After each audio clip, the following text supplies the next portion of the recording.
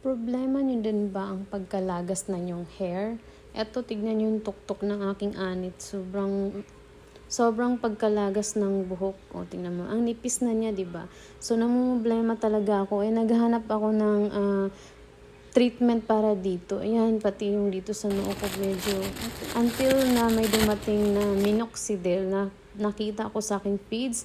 Eto, hindi na ako napag-antay. Nag-check out na agad ako mga mi. At gusto ko na siya agad itry at ipatak na sa aking scalp. Eto, pagkadating, ayan, pinapatak ko na sa aking scalp kasi sobrang na siya, maliwanag ng sikat ng araw. Ayan, palapit, papunta na tayo doon. So, ayun, tinry ko na nga itong minoxidil na to. Sana mag-effect siya kasi grabe na yung pagka-hair loss ko. Every time maligo ako, ganyan na ganyan.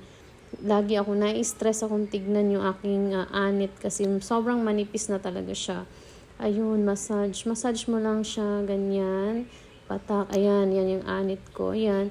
Now, gusto ko siyang balikan after 1 month.